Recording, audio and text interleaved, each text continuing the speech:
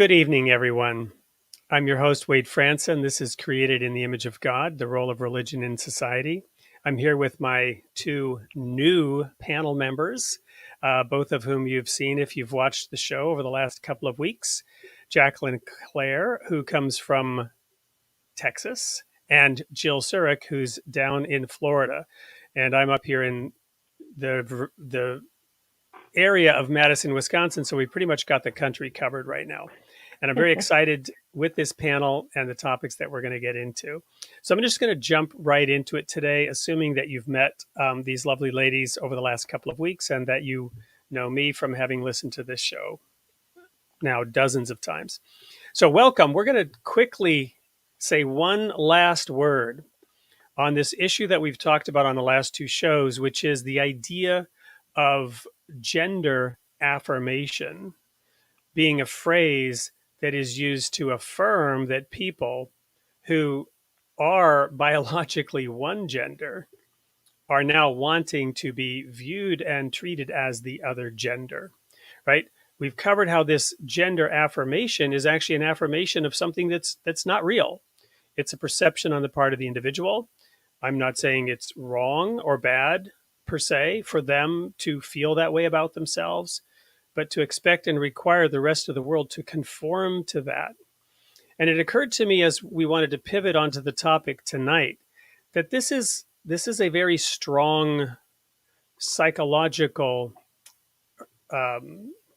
point that can be made and understood. You might say it's an issue. This idea of wanting to be affirmed in your belief and your perspective. It's something that comes natural to all of us. We would like to be in an affirming environment, and an environment that is encouraging to us, that is comforting to us, that treats us with respect. And so there are many positive elements to that idea of being affirmed. But is it the kind of thing that should be done within reason? And is there some kind of golden threshold where that affirmation crosses over from being helpful and starts being hurtful? Should we wish to be affirmed in our beliefs, no matter how far removed they are from reality? And who gets to determine that, right? And how can we as individuals be more aware when that threshold has been crossed, when we are actually seeking out an environment that encourages our delusion, our false perception of reality, the fact that we may be believing a lie rather than the truth? Isn't that happening all around us in America in all kinds of different ways? Aren't we all upset about people who refuse to look at the facts and who have an alternate interpretation of those facts and who seek out groups that affirm their particular perspective about those facts and reinforce their beliefs, which we believe to be incorrect? Isn't this part of what the whole fact checking thing is all about? What are we doing about this as individuals in our own lives? Or are we simply reacting to that with our own, fight fire with fire, or two wrongs make a right in seeking out affirmation for our beliefs?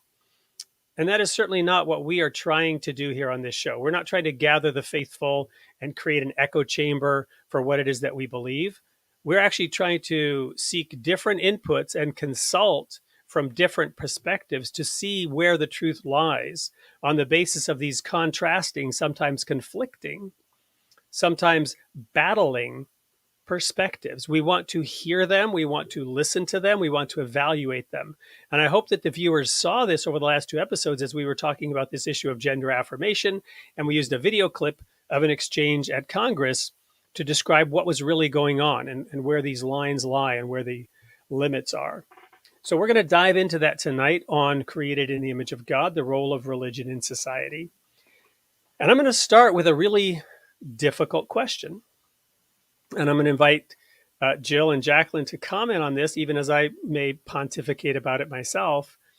The question is simply, when we talk about created in the image of God and the role of religion in society, does religion affirm who we are.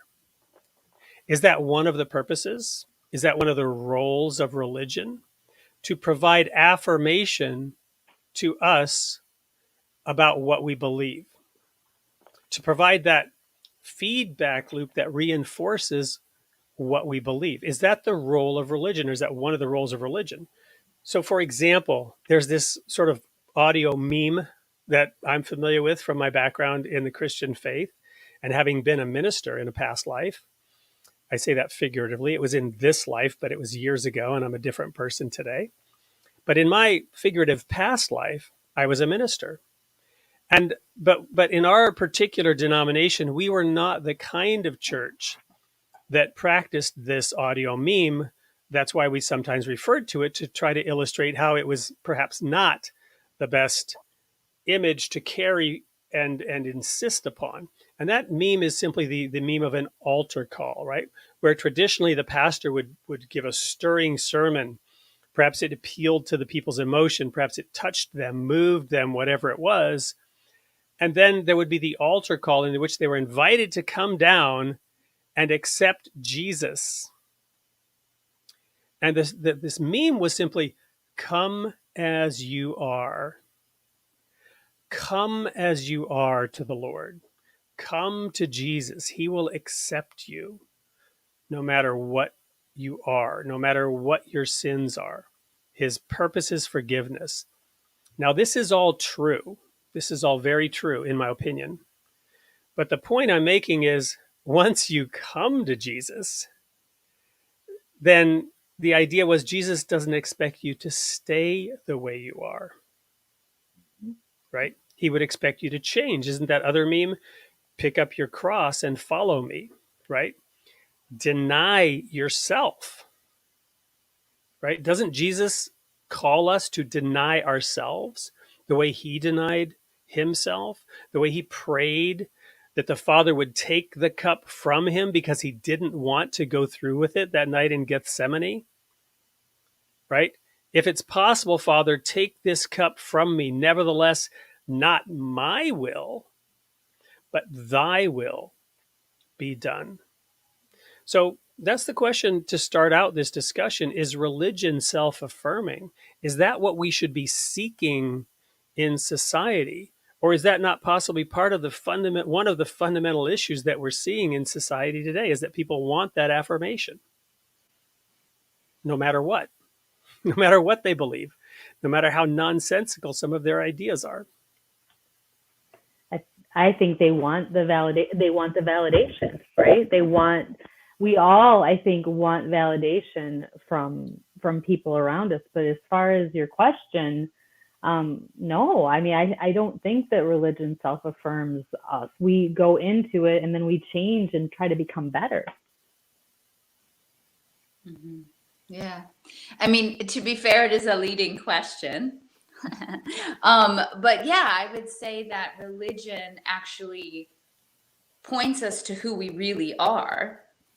But to go into, it's actually something that's always bothered me when people say, like, this religion, it's everything I already believed. And it's like, well, religion is supposed to be much bigger than you and your ideas, and especially your limited ideas about who you are.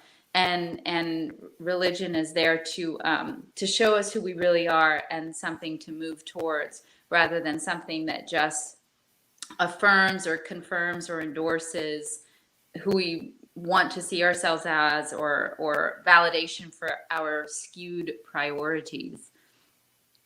Yeah, Baha'i quote comes to mind in that context. I have created thee noble. Why dost thou abase thyself? Right. So when you say that, who we really are, right? But maybe not who we are in this moment, right? Not how we are in this moment behaving, right? Who we are, how we are in this moment thinking, how we are in this moment reacting. And in that sense, religion doesn't affirm those things about us, right? It's, the analogy of a mirror, right? You look in the mirror and you see that, you've got some egg in your beard, right? And that may not be how you really want to be, but that is how you are in the moment. Absolutely.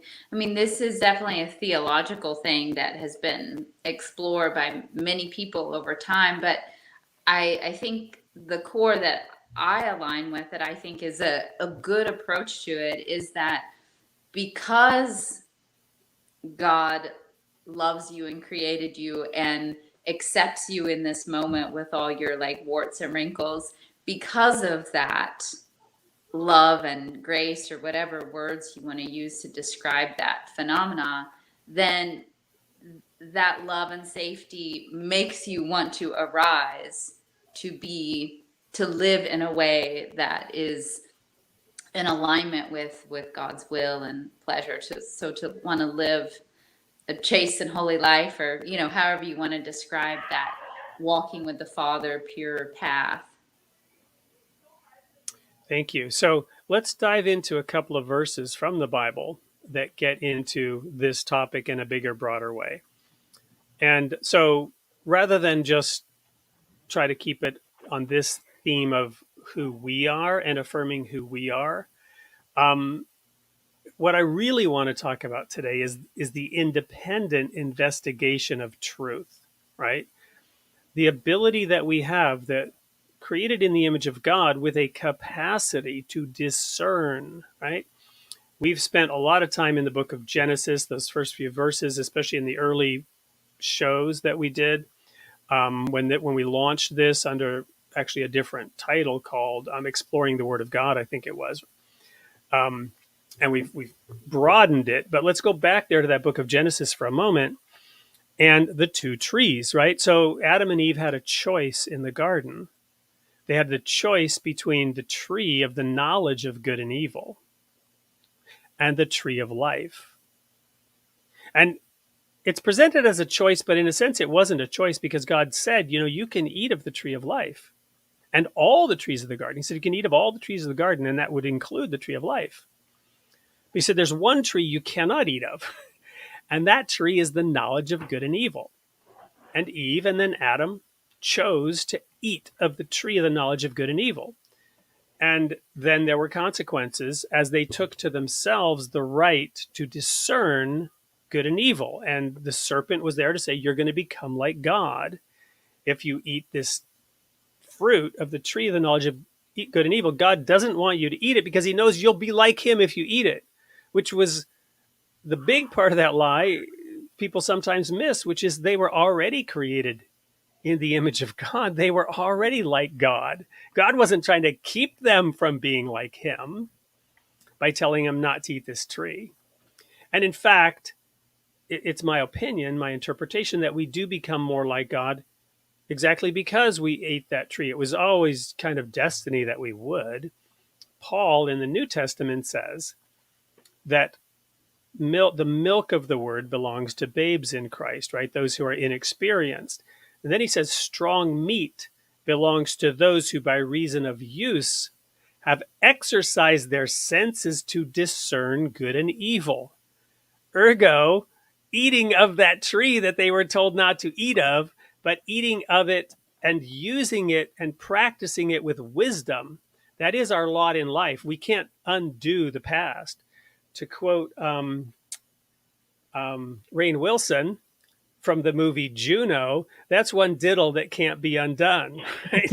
So we can't go back and undo that. We all live in that reality that we are partaking of that tree on a daily basis. We are forced to deal with and wrestle with these topics and these issues. And by reason of using our God-given capabilities, our senses, our bodies, our opportunities, our minds, we can discern good and evil with God's help. So in this context, now Jesus comes to the Jews in so-called Palestine, and he said in the Gospel of John, chapter 8, to those Jews who believed on him, he said, verse 31, if you continue in my word, right? This gets back to that come as you are, but don't maybe stay as you are. If you continue in my word, then you are my disciples indeed. Not until you continue in the word, then you are my disciples indeed. And you shall know the truth, and the truth shall make you free. So it's like a process, right? You come to Jesus, you listen to him, you agree, you obey, you continue in it, and then you know the truth, and the truth shall make you free. And they answered, interestingly, we're Abraham's seed. We were never in bondage to any man. Why do you say we're not free? Or that you'll make us free, right? It's an interesting response. Fast forward 10 chapters later, same topic, different person, Pilate, who was the Roman equestrian or knight of the Samnite clan of the Ponti, which is where he gets his name Pontius Pilate from. This is tradition.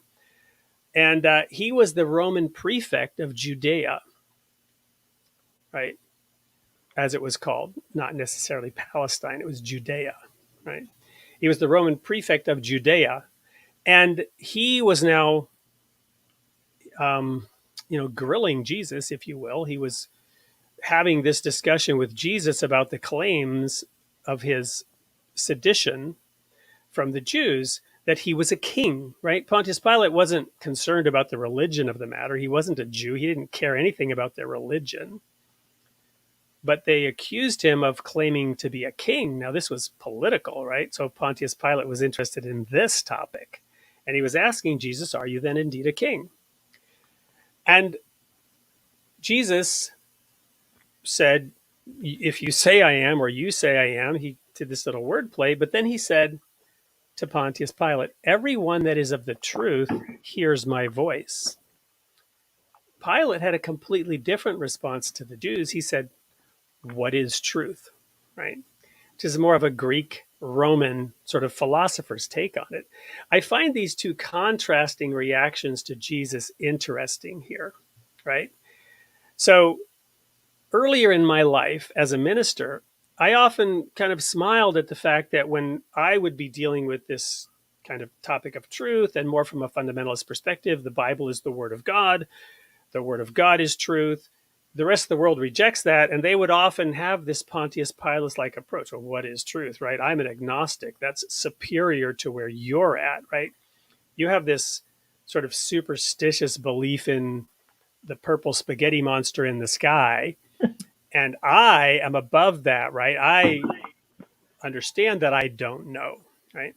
And I always kind of found that amusing that they were basically adopting the approach that Pilate took. But in the last decade, I've been interested in this idea of affirmation.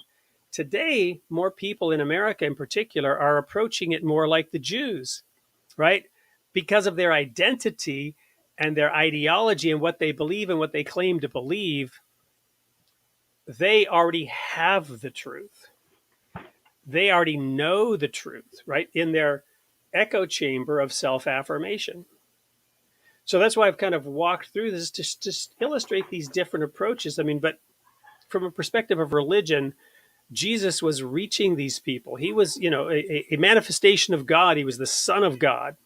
He was sent to earth to perform God's will at that time and to open up salvation through his sacrifice to all. And you have these two different reactions to him from the Jews and from the Greeks. Paul went into that later. And so I bring up all this to sort of open up this topic, open up this conversation that we're going to get more deeply in. Jill, Jacqueline, I've been holding forth here for a while. I don't know if you have things that you want to add to this or take the conversation in a different direction. Just want to open it up to hear your reactions and your thoughts on this topic. Me first or you first? It doesn't matter to me. I agree with what you're saying. It's interesting because it's the wants of the wants of what he wanted versus what Jesus was there to do, right? Yeah, his concerns were political, and he saw Jesus as a threat. But I find that response interesting, right? And it's been one that I feel like a lot of people have used that response over the last couple of hundred years since the Enlightenment to be able to remove themselves from the accountability, right? that Mm-hmm. comes with that agreement or that understanding of the divine and submitting oneself to that kind of truth. Right. Right. I don't have anything to add at this moment.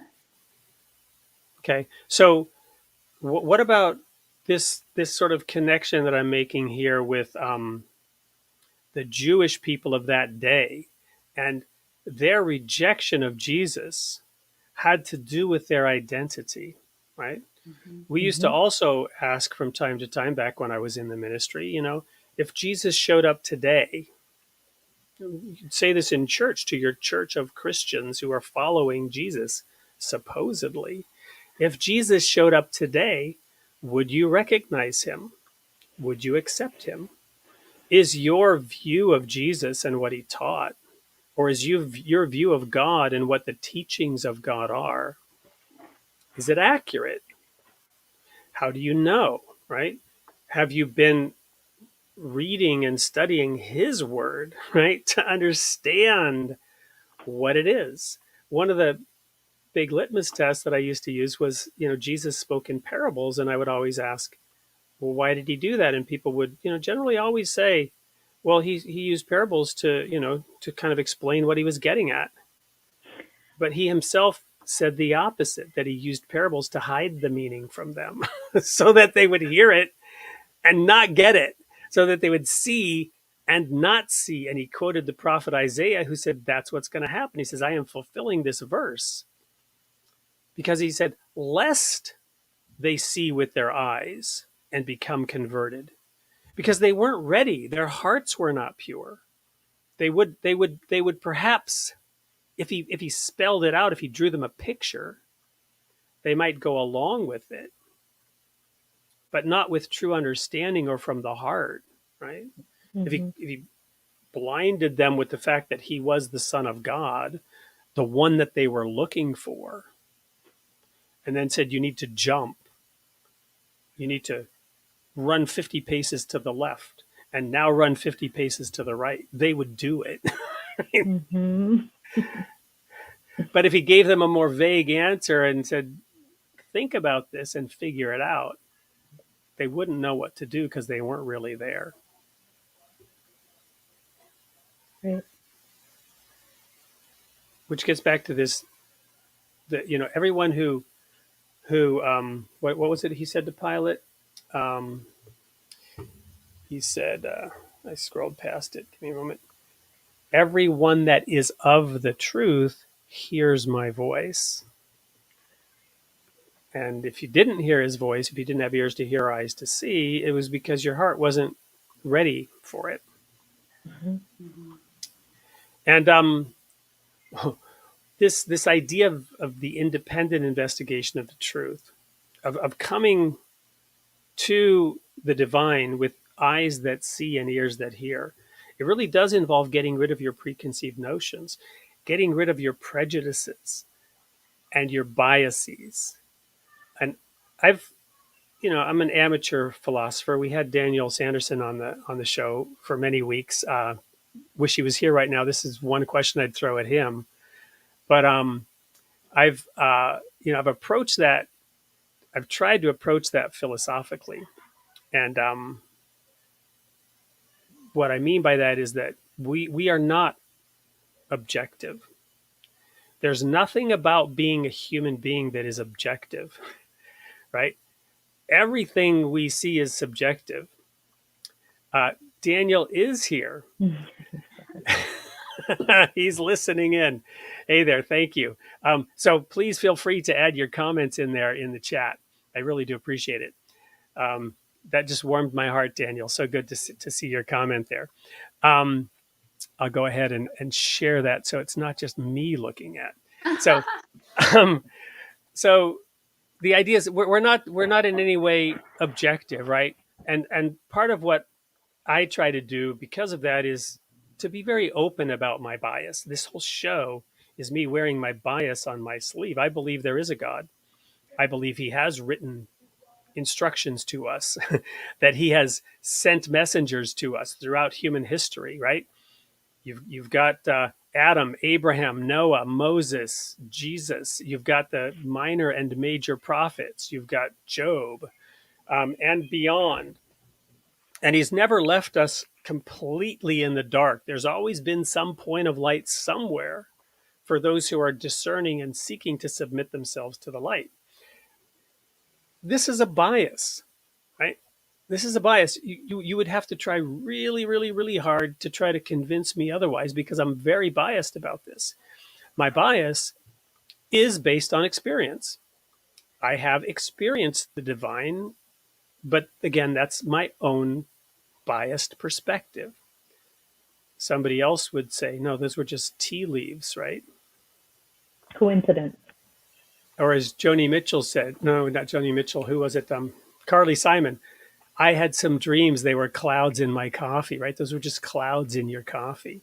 Mm-hmm. But for me, I'm convinced, but that's a bias. Your thoughts on this whole idea of subjectivity, objectivity, our bias, approaching truth, but prejudices and biases getting in the way, but there's no way to get around that. Mm-hmm.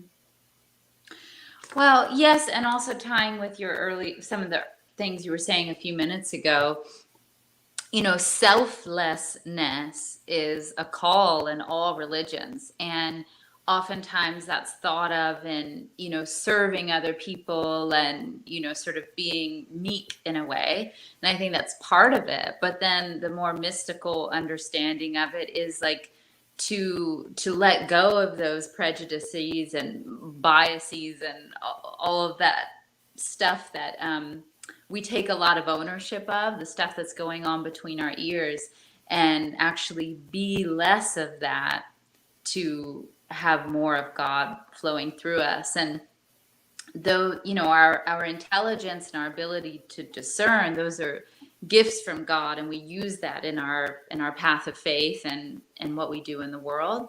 But from a spiritual perspective, to also realize that anything that comes from us is innately flawed and limited, and to pray. I don't know if I should affirm that.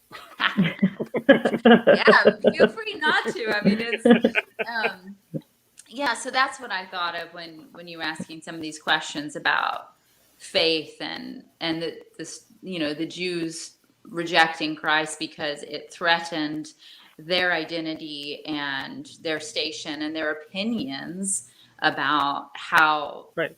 The Messiah He did not meet their expectations. There are so many passages in the Jewish writings about the Messiah returning as a conquering king, right? And Jesus was that, but absolutely not in the way they expected. He did not assume a worldly throne. He said, "My kingdom is not of this world. If it were, my servants would fight." And then Peter took up a sword to fulfill the prophecy so that it could apply to him. But then Jesus at his return, right? Some of those prophecies were not applicable for his first coming. They were metaphorically, symbolically, but not literally at his first coming. That does not mean they are not literal at his second coming, right? Or at his return. And so, but it also doesn't mean that they all are literal either. So this is where that discernment comes in. But Jacqueline, you were born and raised Baha'i, I believe. And there's this beautiful hidden word, the very first one. I bet you could recite it from memory, which I'll ask you to do the honor of, that plays in here to that ability to discern the truth and what's required. If I may put you on the spot. First, to possess a pure, kindly, and radiant heart, that thine may be a sovereign, ancient, imperishable, and everlasting. Absolutely. And I've shown how from Genesis we were created with sovereignty. The entire physical creation was put under man's authority. But as it is explained later in the Bible, all things mean all things, but not yet. So, for example, there was this governor put on humankind at the Tower of Babel. And I've explained this, I've gone into depth on this, but to summarize it, the lesser light in heaven, the moon, is if you got to the moon, you'd be in heaven. It might be slightly less than the moon, but certainly if you got to the moon, you'd be in heaven. And God said, no, I'm not going to let you build that tower to heaven. You're not yet, I'm not granting you that degree of sovereignty. But later in the space race, the United States beat out the Soviet Union and got to the moon. They built the tower to heaven. God took that governor off, and we are allowed today to go further than we were in the past. So our sovereignty is extending, not shrinking. That thine may be a sovereignty, ancient, imperishable, and everlasting. We have that sovereignty. That is one of the ways in which we were created in the image of God, with a limited sovereignty. But that verse calls out, if you don't have a pure heart, then that is at risk, right? If you're not submitting yourself to the light, you will become enslaved by the darkness. And the purity of your heart is required for you to submit to the light. Otherwise, you will get confused about what is light and what is darkness. There are all these verses about calling bitter sweet, calling good evil. And that happens all the time throughout human history. And it's happening today, where people are no longer discerning between good and evil, to get back to that other example from Genesis. So, what are some things that we can do in today's modern world, as the United States in particular has become increasingly polarized? People are identifying with political ideologies and other ideologies that are very far from God and from the divine. And the result is that, we're moving farther and farther away from being able to discern the truth, just like the Jews in that day when Jesus came to them, their preconceived ideas. And by the way, this is not remotely anti-Semitic. Most of the Bible is about the redemption of the Jewish people, right? The Jewish people are used in the Bible as an example of the human struggle that we all go through, and their ultimate ascendancy, right? Their ultimate return to the Holy Land, and the ultimate inheritance of all the promises that were made to them, but through much suffering and much travail would they ultimately earn that, just like Jesus himself was crucified, right? So,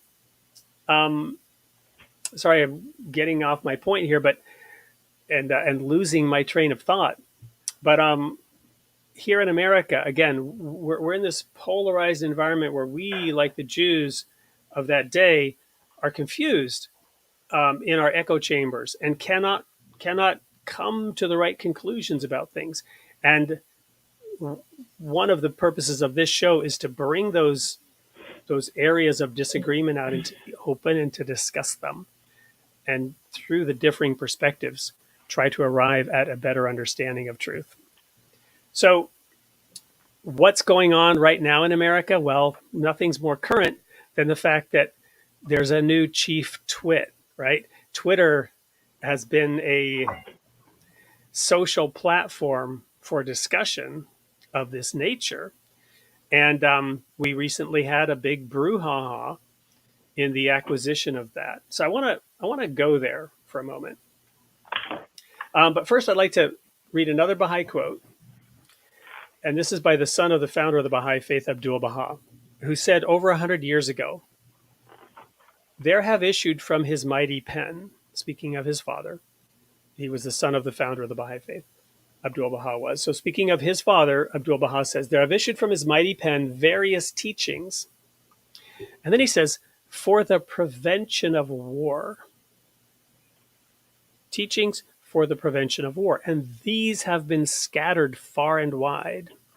Now, these teachings emerged in the mid-1800s from Iran, one of the least progressive countries of that day, and one in which you would think such teachings would not be likely to emerge.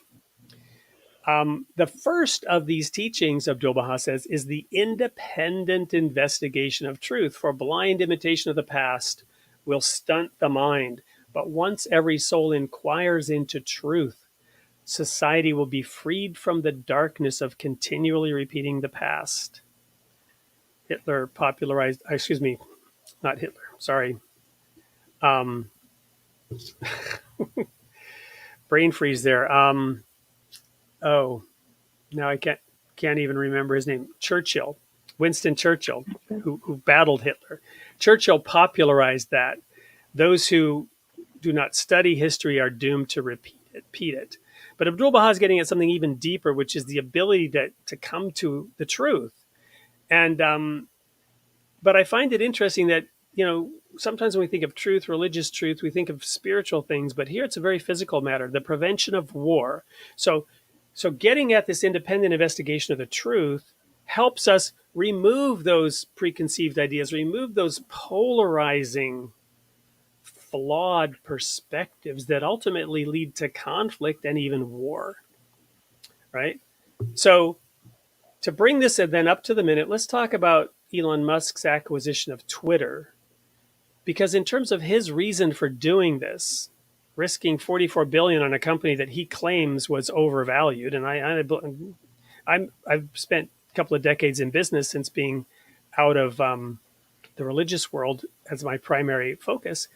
I do believe Twitter was overvalued. We used Twitter a lot in some business ventures, and I believe it was totally overvalued. And I think it's going to come to light that there were many more fake users and bots, as Elon Musk was actually saying.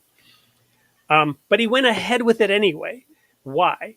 Well, you could say, well, he was afraid of losing the lawsuit. He's not a fearful guy, right? He's a bold guy. And I believe him when he says he's not afraid of losing. He'd be happy to lose it because he'd learn something and he'd be stronger and all that stuff. I don't think he continued with it because he's afraid of losing. I believe what I'm going to quote him as saying. He says, the reason I acquired Twitter is because it is important to the future of civilization to have a common digital town square where a wide range of beliefs can be debated in a healthy manner without resorting to violence. See how that ties in there, the independent investigation of truth? And there are other quotes from Abdu'l-Baha that say, only through the clash of differing opinions can the shining spark of truth emerge. And this is straight out of Proverbs, right? Where it says that iron sharpens iron, so doth a man sharpen the countenance of his friend. And when iron sharpens iron, sparks fly, right? Only in the clash of differing opinions can the shining spark of truth emerge. And Elon Musk is saying exactly this. He's saying this is the marketplace of ideas where things have been debated without violence. There is currently great danger, he says, that social media will splinter into far right-wing and far left-wing echo chambers that generate more hate and divide our society. And of course, immediately the news said, well, hate speech has arisen on Twitter since Elon Musk took it over, right? Yep, it's about right. And yeah, well, okay, let's talk about that. Has it? Hasn't it? What is hate speech, right? What are hateful tweets, and what are honest, open debates? Trust me, I'm no fan of the flaming and trolling that goes on the internet. It's a very messy place, and it's often an ugly place, right? So Twitter, should rightly have some kind of moderation. But anyway, what are your thoughts and reactions to this? I know you've both perhaps followed this to some degree a little bit. Again, I'm holding forth a lot here. I'm love to hear more from either of you. I spend a lot of time on Twitter. I like to see all sides of things. So even though I don't necessarily always love what I read, I think it's important to read it. And so I'm really hopeful that we can shift things and not have the censorship. Right now, I mean, I have been censored. I've had things taken off because it didn't fit what I guess was Twitter etiquette. I don't even know. Some of the things that they've taken off on mine were just opinions, and it wasn't hateful. It wasn't. What was the nature of those comments? I mean, what kind of topic were you discussing? Was it knitting? Was it political, or was it something else?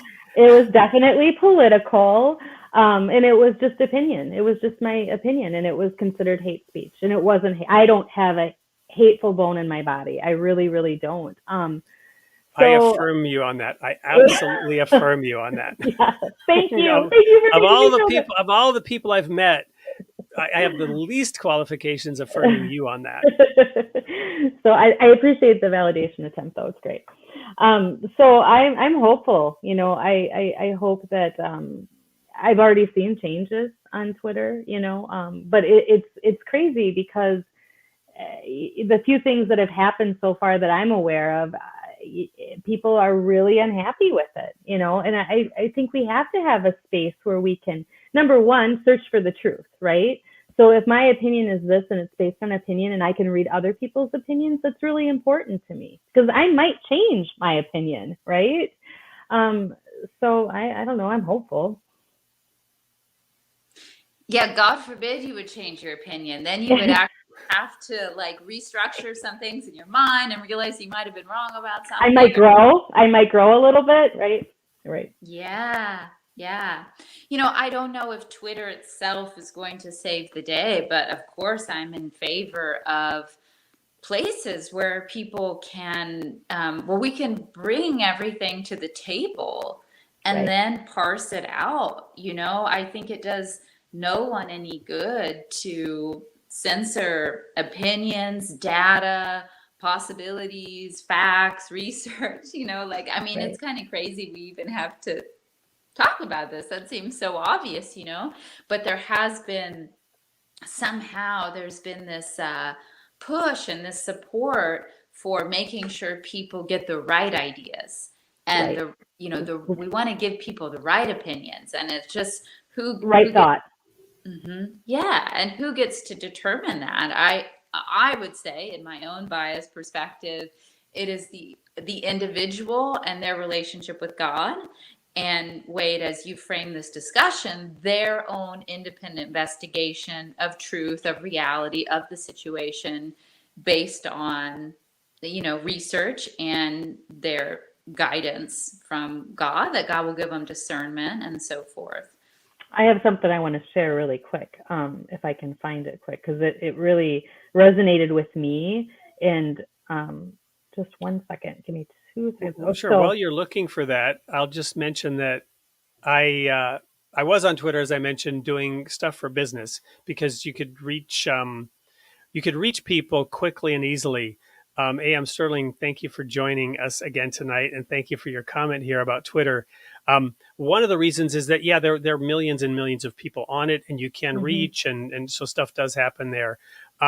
But I stopped using it, and I would try occasionally to have a little bit of a discussion on Facebook, but that's much more difficult because Facebook has a completely different ethos and purpose in most people's lives than Twitter did.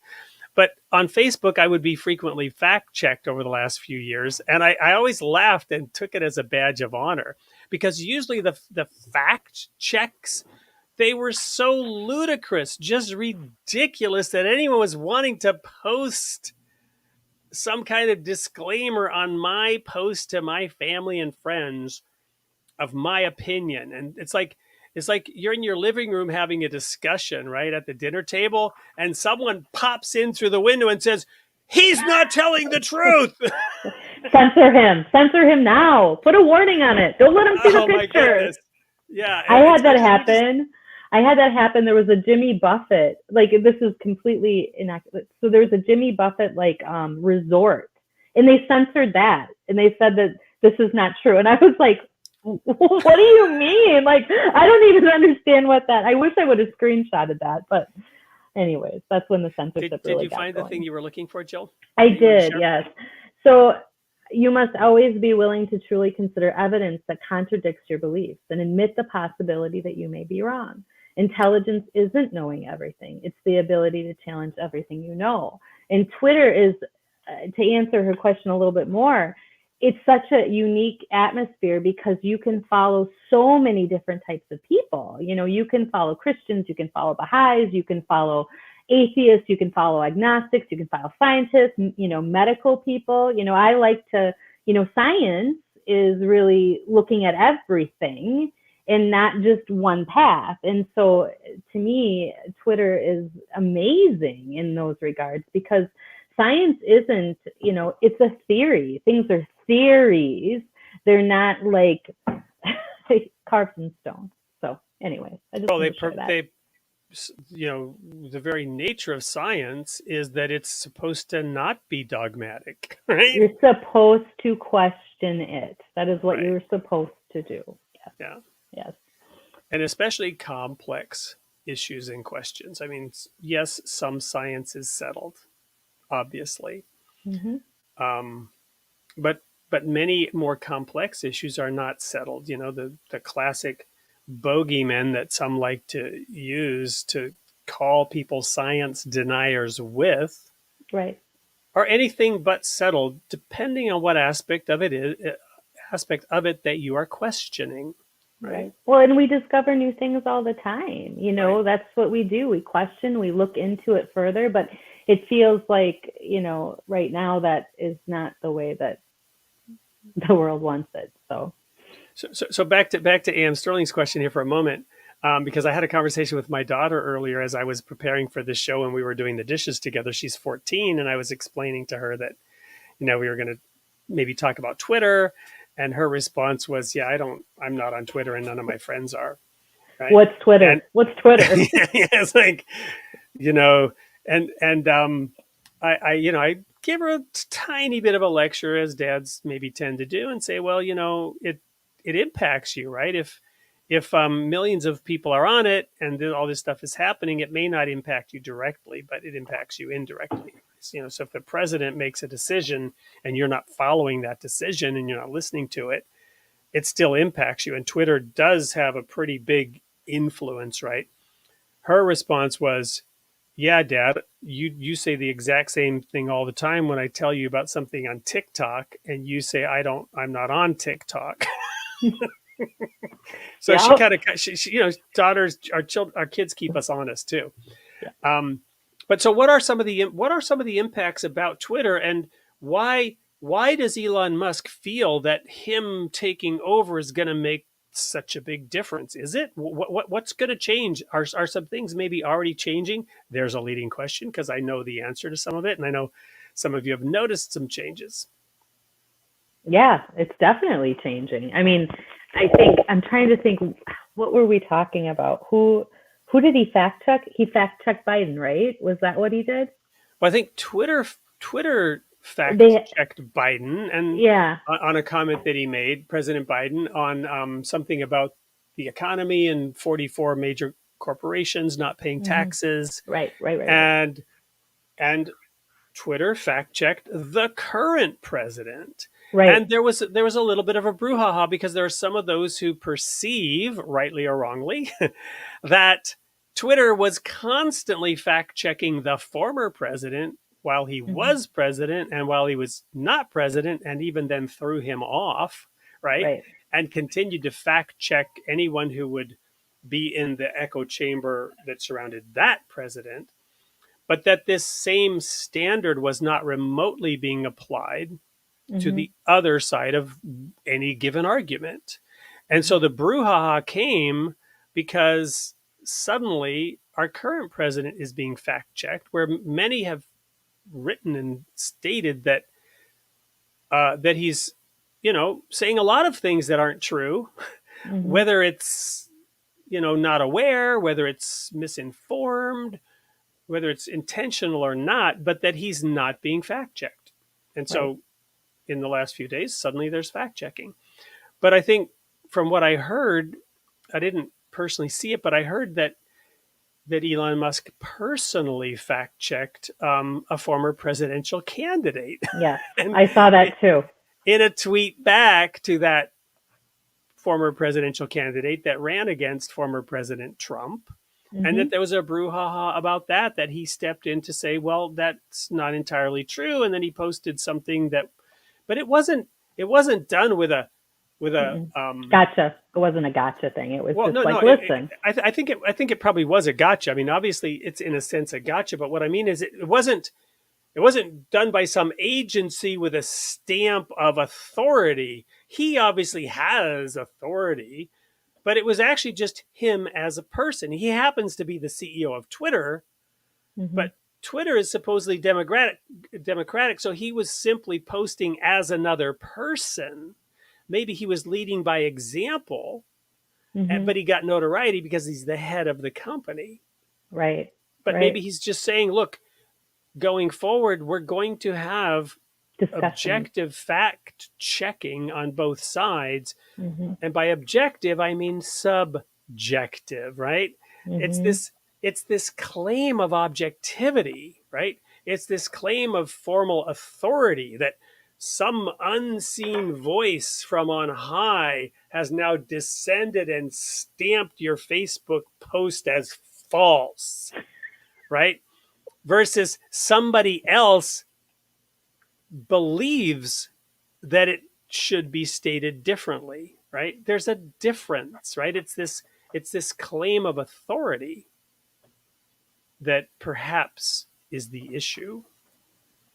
You know, I've joked about how, speaking of the pandemic, and I thought maybe, Jill, that's where you were going to go about some of the things that got, banned, because I know Oh, you're a I registered can. nurse. Yeah, I I can. know you're a registered nurse, and I know you've helped a variety of people to consider a lot of information when facing Mhm. health challenges in the last few years, in Yeah. particular.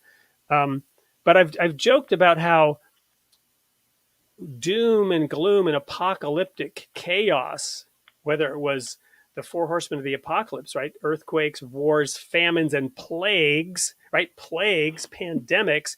This used to be the domain of religion, right? Hmm. But it has become the domain of science, right? Science is the one prognosticating doom and gloom, climate change, apocalyptic upheaval, the death of every species, the death of humanity, right? Plagues, the pandemic is going to wipe everybody out. And it was COVID and now it's monkeypox or whatever.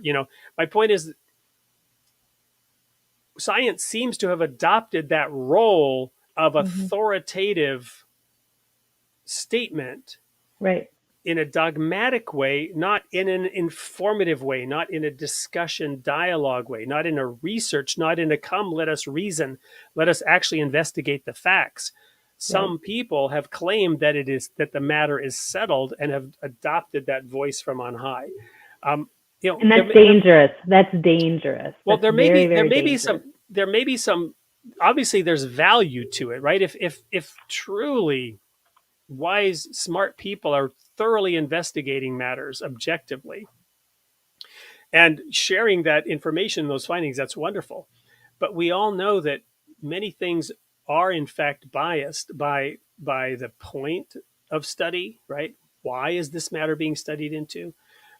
Is it to really help people in health matters, or is it driven by a profit motive? And is the result a sound healthcare policy, or is it some kind of snake oil that's Right. being sold? And we see it on TV all the time. I mean, if you watch certain channels of TV, it's a constant barrage of medical infomercials, right? Pharmaceuticals Constant, constantly. Hmm. constant barrage, and it's always, are you feeling some kind of pain? Do you have this minimal discomfort? Well, here's the thing for you, and the side effects are blah, blah, blah, blah, blah, blah, blah, blah, but this will make you feel a little better. It always just blows my mind, right? You could die from this, but it will relieve your itching. Right. Oh my gosh. I'm It's so exaggerating slightly for true. effect, but we know it's true. It is so true. It is There's so a true. profit motive behind many things, and there are other motives. And so independent investigation of the truth and thoroughly questioning matters is a healthy thing for us as a species. We're just beginning to read the greatest book of Revelation, which is the creation itself. Science is a gift to humankind because we're beginning to learn how to read the book of Revelation that is the creation itself. But we're like in first grade, we're learning the letters. Right. Right. Yeah, I think it's really important. I mean, what I saw happening over the last, since the pandemic started was there was a lot of information and there were so many people that really wanted to help. They wanted to help. And if it didn't fit the I don't know, the narrative or whatever you want to call it, their voices were silenced. And there was really good information in there, like really like That could substantial. have saved lives. For sure. I mean, I feel really strongly about this. That it's upsetting. And the thing is it's up to each person to be able to look at the information. And I know that we can't all be like, I don't know if we were talking about this mechanics, or we can't all be, but we have the ability to read things from different people to say, you know what, that's for me. I'm going to try that. And when you don't have that option, it's really dangerous. It's really, really dangerous. It makes me really sad. I mean, as you said, I've helped many people, and a lot of them, I give them the information, they can choose what to do, but they didn't even know the information was there. They weren't even aware of it. And they're like, why don't I know about this?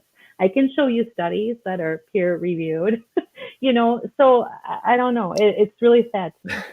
I love your mechanic analogy. I've got to share. So we had this boss. She was many, many talents. She was the vice president. She was a very successful woman. Um, and she had her strengths and her weaknesses. And so the team played a prank on her one time where her blinker wasn't working, and they told her she needed to go to the gas station and get blinker fluid. Oh, And poor she girl. did. She she went to the gas station and asked for blinker fluid. And so no, we're not all mechanics, but Right. you have this whole range. Some people are, right? Mm-hmm. Some people are better mechanics than the actual mechanic, right? True. True. And when it comes to your own health, I can speak with personal experience here because I was in a hospital in Germany and I had been misdiagnosed multiple times. And I'm with this serious, serious health problem. And I ended up in a hospital in Germany because I was about to go blind in one of my eyes. And this was a systemic thing that had occurred previously, but it was out of control this time. And they determined that I had this. It's not actually not that rare, but it's rare to have such a serious case of it, right? So it was extreme in my case. And this the German doctor had been misdiagnosed twice, and I'd been treated twice in the wrong way. I spent 12 days in this hospital, and they figured out what was wrong. And they told me, and they offered a treatment, and they saved my eye by giving me cortisone injections in my eye. Yeah. But these cortisone injections were making me very sick, Mm-hmm. and and I knew it. I could feel it, and I refused to let them continue, and they insisted they were going to continue. And I resisted the Herr Dr. Oberarzt, the senior doctor in Germany. And you didn't do this. I got away with it because I was an American, but you didn't say no to a doctor in that clinic, right? And they were pioneering LASIK surgery. This was in the 80s, right? They were a very well respected clinic. And I'm very grateful that they found out what was wrong with my eye. And it was a systemic autoimmune disease that I had. And there was no treatment for it. And they offered me cortisone, but I already experienced cortisone. Like, I don't want, no. And they're like, well, it will ease your pain. I'm like, will it help? Will it fix it? No, but it can ease some of the symptoms. Like, I don't want it. I don't give a flip about the symptoms causing me pain and bothering me. I want to get well. Like, well, we got nothing. We got no treatment. And I read about 100 books and studied into this. And they told me I was brought back to America on temporary disability, and I was offered permanent disability.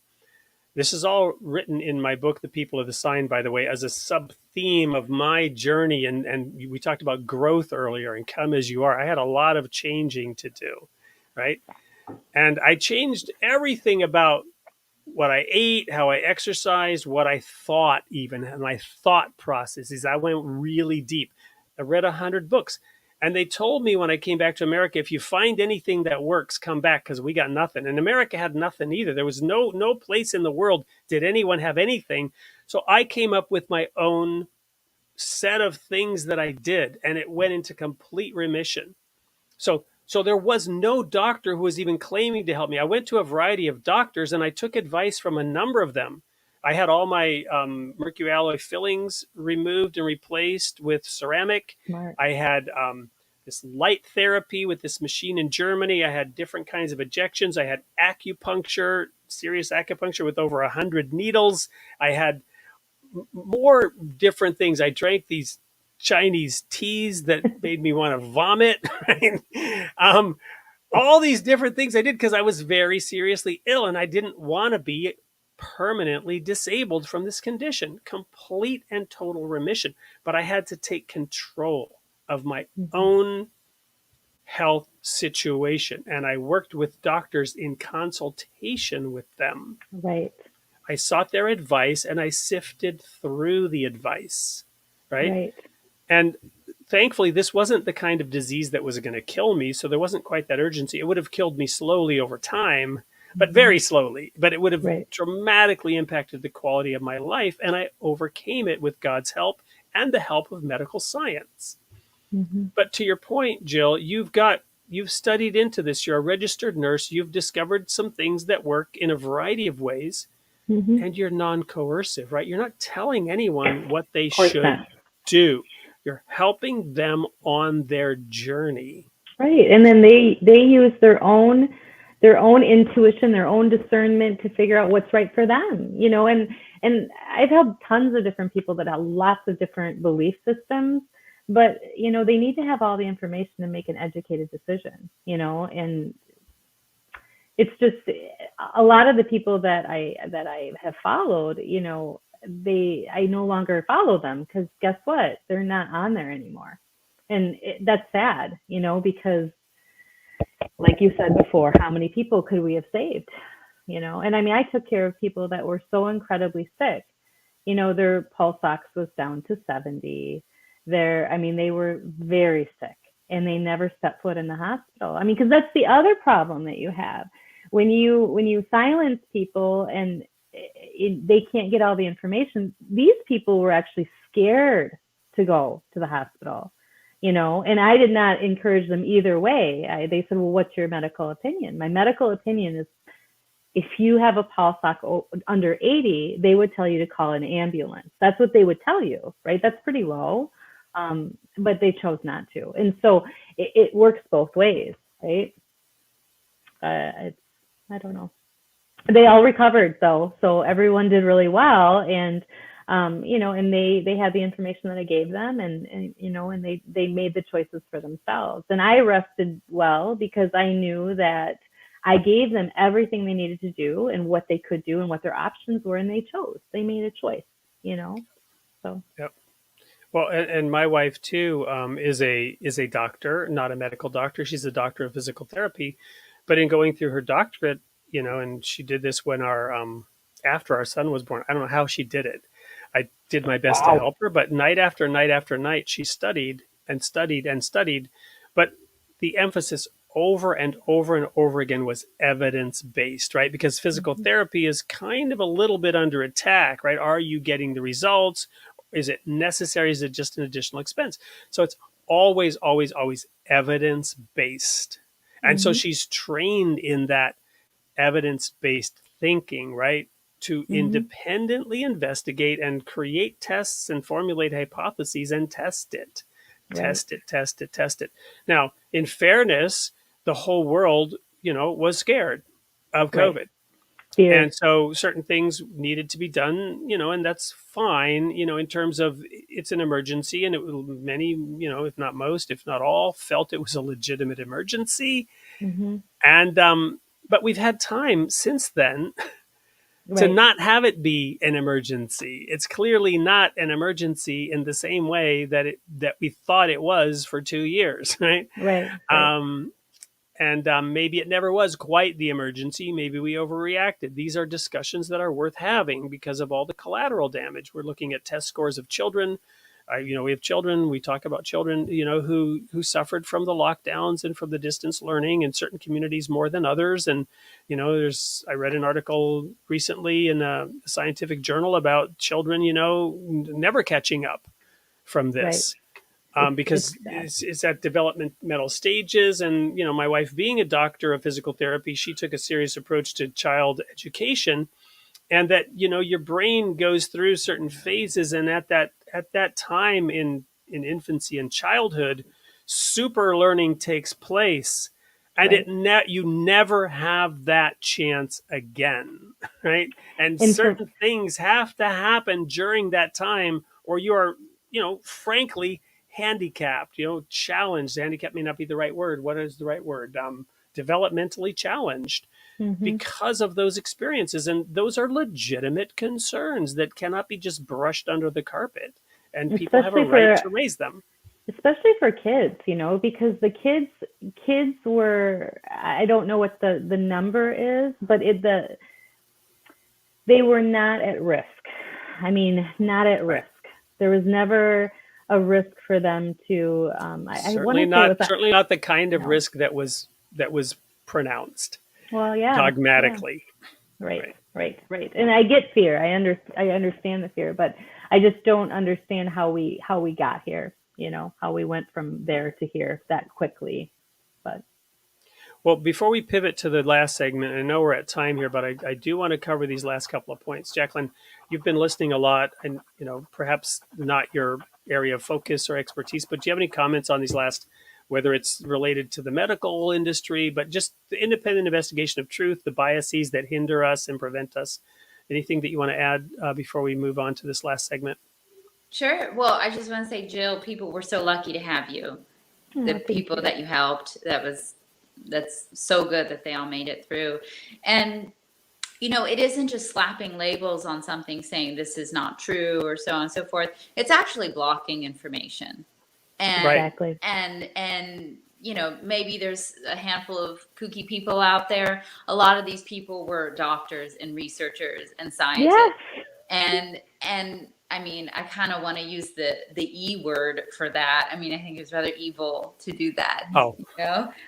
the Um, E word. That's yeah. not what my kids talk. My kids don't It, talk about the E word. Yeah. it's a strong word to use, but Yeah. in those circumstances when information was suppressed from the town square, that would right. have literally saved lives. And I'm so tired of that phrase because so much bad stuff was done in the name of saving lives, but like Right. we actually could have saved more lives by having more information out on the table. And In then debate, like, let's just talk about it. Why can't we talk about it openly? Like, you think this and this is why, and you think this is why, and let everybody hear it, and they can make up their own mind, right?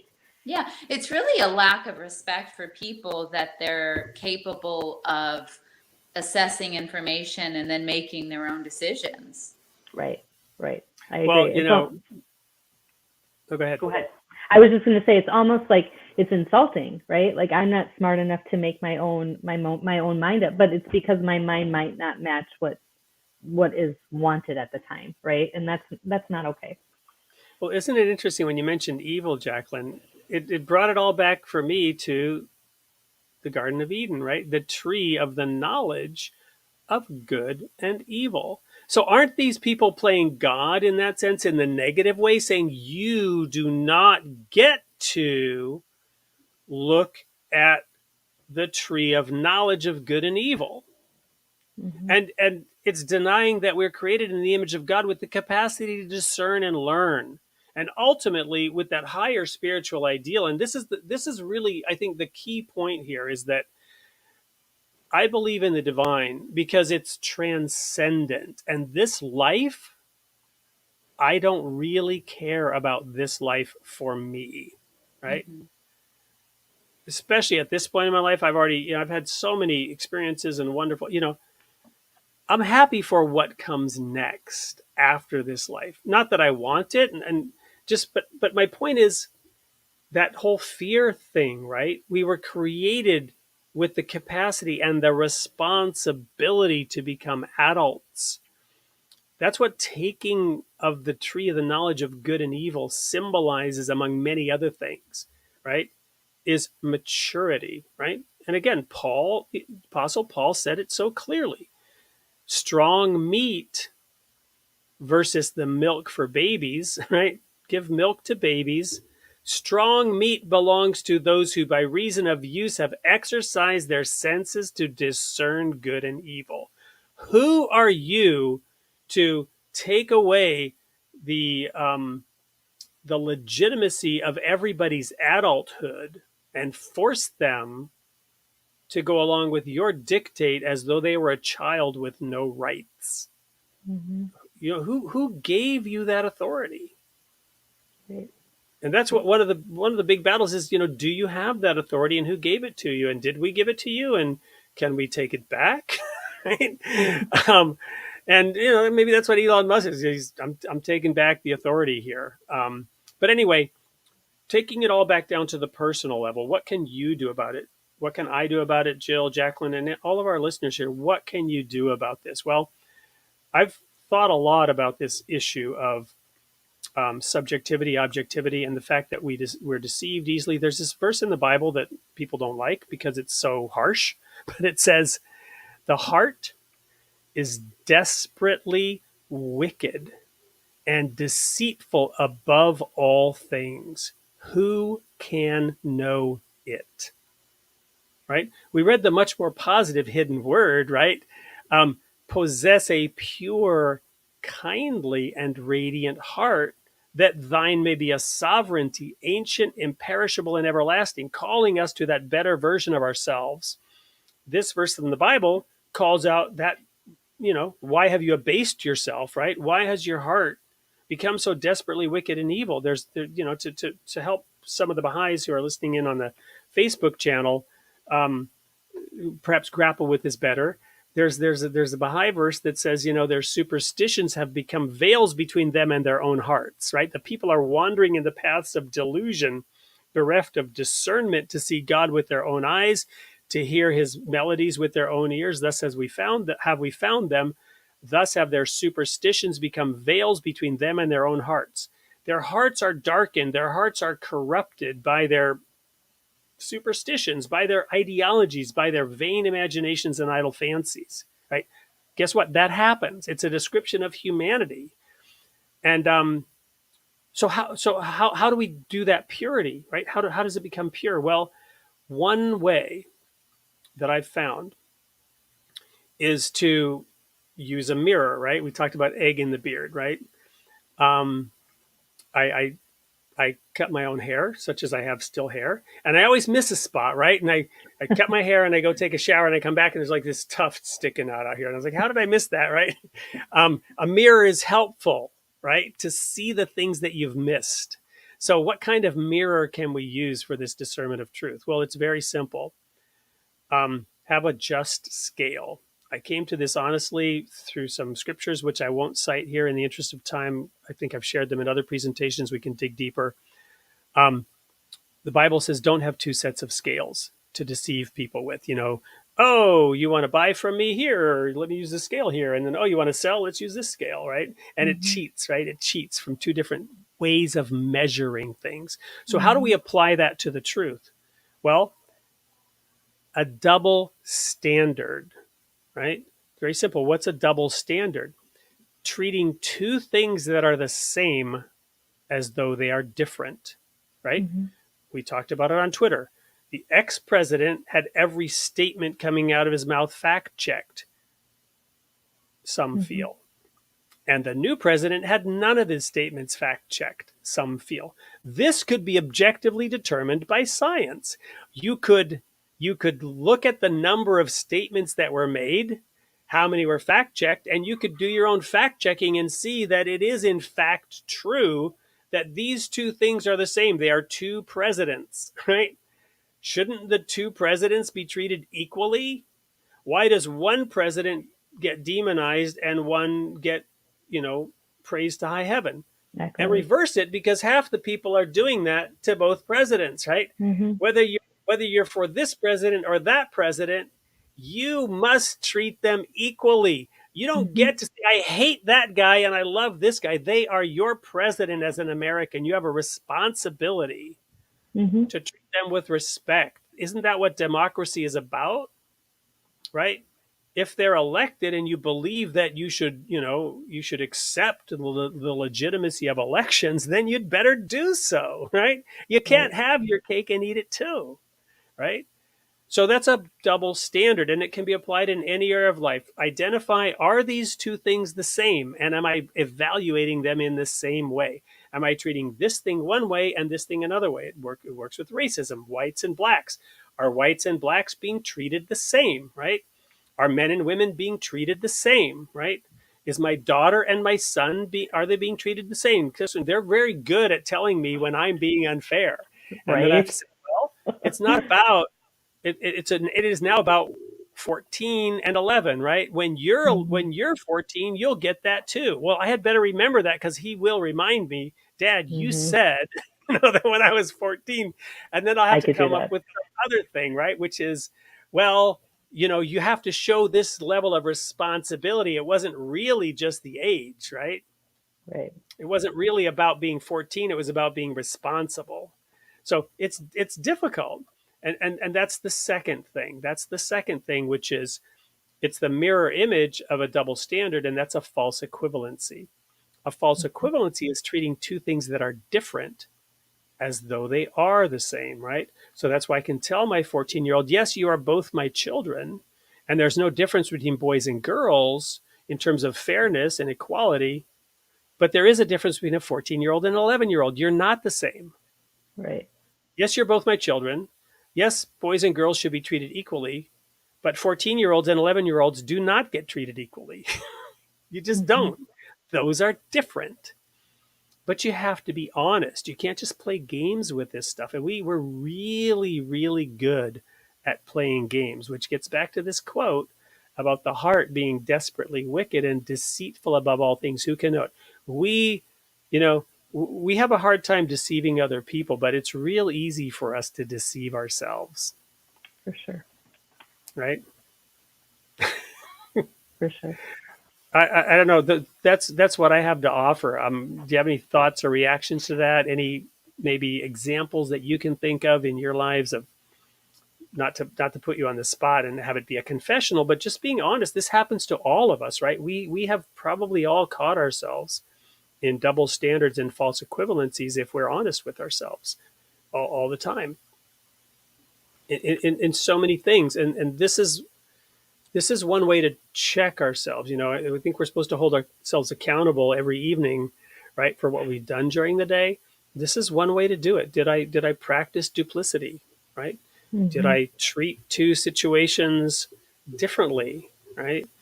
Or did I treat, did I brush over differences that were material, right? Well, this person's not as bad as that because what they're different and they're not. Or, well, I gave so and so this and I should give so and so that too. No, you shouldn't, because the circumstances were completely different, right? Mhm. Mhm. Just justifiable, right? Like we try to justify why we do the things that we Are, do. are we fair and equitable in our tipping, right? Yeah. When we go out to Right. eat, right? Well, Or I always do 20%. I just do it because I know how to do the math that way, but that's, it is you know, easy. I tend to do the same thing, to be honest. It's rare that I deviate from that. Sometimes I'll give a special big tip.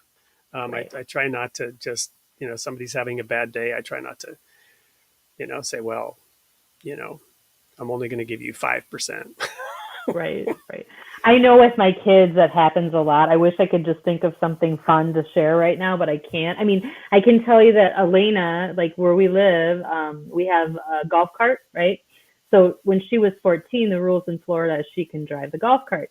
And Alexa is now 13. And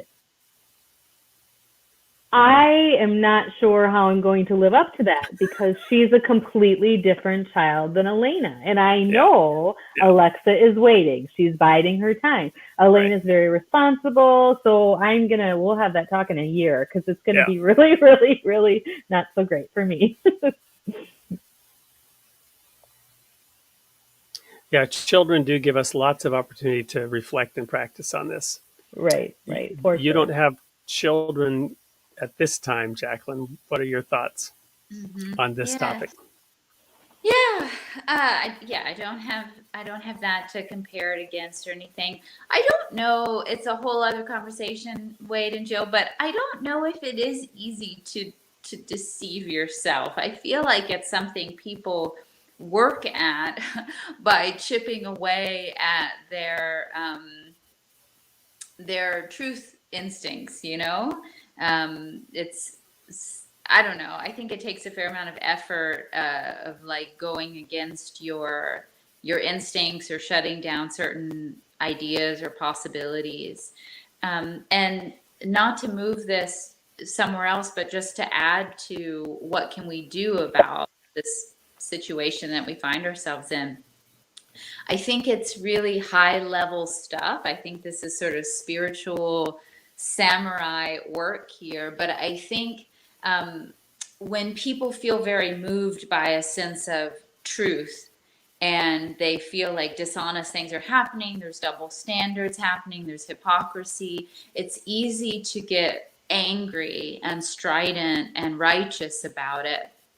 And that's very understandable. And I think the samurai, spiritual samurai part of it is if we can constantly try to have a pure heart, a heart that is free of resentment and malice or a superiority mindset. And just it's kind of between you and God. It's a very private thing, but to have a heart that is unburdened by these things and at the same time always speak the truth as well as we know it in the spaces that we're in. You know, that's one way, whether it's on Twitter or it's with our coworkers or our family, our neighbors. If we can, you know, say, well, you know, have you thought about this? Or that's interesting. I came across this interesting research, or I happen Right. to believe this. I think that would help the world be a better place if more people were sharing differences of opinion when they had the opportunity to do so. I agree with you. I mean, I agree with you. I think, and then not to emotionally be attached to it, right? To have a pure heart and to do it in love, and then not to be emotionally attached to it and not to get angry, right? I actually had a thing happen on Twitter where, I don't remember what the situation was, but I remember the context. It was adults behaving badly. And I don't remember what the TV show or what the commentary was. I can't, because this was several years ago. But I had made a comment and I said, I think as adults, we need to behave better. Like we need to watch our words. Our words are powerful and our children are listening to us. So however we act, we need to really be good examples. And it turned into something that I was really shocked by, but I started being attacked for that comment. And I did what you said. Because I got really upset. I was like, wow, like I didn't think this was going to happen to me. And so, but I just decided that I was just going to stick with what I said. And I went back to them and I said, I'm saying this out of love. I'm not saying this to be mean. I'm saying we have a responsibility to be better than this. And I kept doing it and they kept attacking me. But at the end, the very last comment, I have it saved. And I wish I could have refreshed my memory, but at the very end, the comment was, you know what? God bless you. Have a good night. That's what they said back to me. But it was very difficult to not engage the way that they were engaging me. Right. Right. So I'll try to pull that up. I know I have it saved, but yes, I Well, agree with you. yeah, thank you. And I want to comment, Jacqueline. Hopefully, it was clear in going to this piece of the discussion. It's directed inward, right? I'm not directing it outward. That would be calling other people hypocrites, right? You're a hypocrite. You're practicing double standards. You're practicing false equivalencies because it's the definition of hypocrisy. The point is not to use this as a lens to criticize and judge other people, because as Jesus said in Matthew 7, don't judge other people because you will be judged by whatever standard, and none of us meet up to that standard, right? None of us Mm-hmm. meet up to that. you know I hope we all trust that God is merciful, right? Because when he holds up a mirror to our own hypocrisy, right? It's not pretty. And I do actually disagree with you, though. I think it is very easy for people to deceive themselves. Um, Let me give you just one example from my personal life. And again, I use myself because I'm not sitting here to look and say, well, see, that person's deceiving themselves and that person's deceiving themselves. I could do that. I have done that in the past. That's part of the thinking that I used to have that I had to overcome in order to overcome my autoimmune disease, right? I was so critical of other people that it was destroying myself. That judgment that I was applying to other people was being applied to myself, and my immune system was attacking me. That's why I almost lost my eye. You know, Jesus said, if your eye offends you, pluck it out. Well, I was doing that, right? My eye was literally being destroyed by my own immune system. That's where the cortisone came in. But so what was part of the issue? Well, part of the issue was, listeners know, and I think both of you know, I was kidnapped as a kid in this domestic kidnapping, smuggled out of the country, separated from both parents, went to the Supreme Court of Sweden. I always blamed my dad for that. Why did I blame my dad? Because he pulled me away from my mother at a time when I was very attached to my mother. For decades, I deceived myself about what actually happened, what the circumstances actually were. It was only in the process of writing my book, The People of the Sign. People ask me, was it cathartic to write that book? No, it wasn't cathartic at all. It was hard work. It was hard work. It wasn't like this rush of cathartic euphoria. It was hard work. The other question they ask is, well, did you learn something? I'm like, yeah, I learned something. I learned something in writing that book. I learned that my mother was not a good mother. It took me decades, and it took me writing the book to realize my dad saved us from an alcoholic mother. But I blamed my dad. For decades. I deceived myself because my heart only felt the hurt of being pulled away from my mom. But she was a hopeless alcoholic. When she eventually got the court in Sweden convinced that the kids would have a happy two parent family with her, because she showed up with a guy she met in a bar who married her to get her kids back. And this sham marriage was over before we landed on the tarmac in Canada. And she was so drunk on the plane home that she couldn't even get down the steps to the tarmac. But we were put up in the newspaper as this happy family, and Mother Bear got her bear cubs back. And isn't it wonderful? And I could look at that picture of myself in the newspaper, you know, forced smile, and I'm basically screaming, "Help me, get me out of here!" Despite that, I blamed my dad for decades. Right? So it is very easy to deceive ourselves. That's just a very dramatic example, but we can look around at people. You know, we're deceiving ourselves all the time about all kinds of things. I could deceive myself about my driving, right? I tend to speed, and only when I blame it on the fact that I lived in Germany where there were, you know, no speed limits, and that's not even true because there are speed limits in Germany. Right? I spent 10 years in Germany, but there are very few places where there are no speed limits. We deceive ourselves all the time about all kinds of things. We deceive ourselves about, you know, I can afford that Starbucks every day when we really can't. It's taking money away from something else in life. We deceive ourselves about, you know, the amount of ice cream or sugar we eat, whatever, you know. Just if we're really honest, we're deceiving ourselves about all kinds of things every day.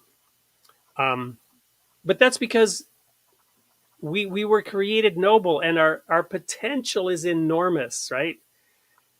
You know, in the scriptures, Jesus said to his disciples, lift up your eyes to the hills. And he said, at one point, he allowed his disciples to see the hosts of the armies of God that surrounded them. And yet we're fearful, and we think we're weak, right? It's actually very easy to deceive ourselves about all kinds of things. We have no idea. It's like I view it like we're in a tennis match with God, and we're always waiting for him to serve the ball over the net to us. But if we opened our eyes, we'd see it's laying at our feet, and he's waiting for us to serve the ball back to him. The ball is always in our court. 100% of the time, there's some action we could take right now that would begin to transform our life and solve our difficulties. We can pray this prayer, remover of difficulties. Is there any remover of difficulties save God? Say, praise be God, he is God. All are his servants and all abide by his bidding. I'm convinced that if we actively engaged in God, and we're happy in our tests, right? Well, oh, I'm being tested of God. Well, no, actually, if we look at our kids, how many times, have I, not to rag on my son, how many times have I told him, I had that discussion today, Caleb. Sorry, Caleb. Caleb, you know, your clothes are laying on the floor in the bathroom. And once again, you used my shower and took my towel and you didn't replace it. So I got in the shower and I'm soaking wet and I reach for my towel and it's not there. Right. Fun and, times. and, of course he's sorry and I'm not yelling at him, but I'm just saying, what can we do to solve this? Right. What can we do? And it takes an acknowledgement and a recognition that we have a problem, that this is a problem I've got to address, that it's worth addressing this problem, that this thing that I'm doing is hurting somebody else, making their life difficult. You know, leaving your wrappers on the floor, leaving your clothes on the floor, not picking up at yourself, never taking your dishes to the sink, always complaining when you're being asked to help with the dishes or help set the table, right? I take personal responsibility for this because we do spoil our children, right? We literally really do spoil our children, and that's not a good word. It's not a funny word or a fun word. Today, in today's world, we have to create an alternate reality in order to expose our children to reality, right? We live in a fantasy Disneyland kind of world here in America. And we have to consciously work very hard to create a version of reality that actually helps our children deal with reality as it is versus the Disneyland fantasy version of the reality that we've created. That's how easy it is for us to deceive ourselves, in my opinion. It's just constant and it's pervasive. But I'm not saying it as a criticism. I'm saying it as an opportunity. Every moment of every day, we have an opportunity to be better than we are, and we don't take that opportunity.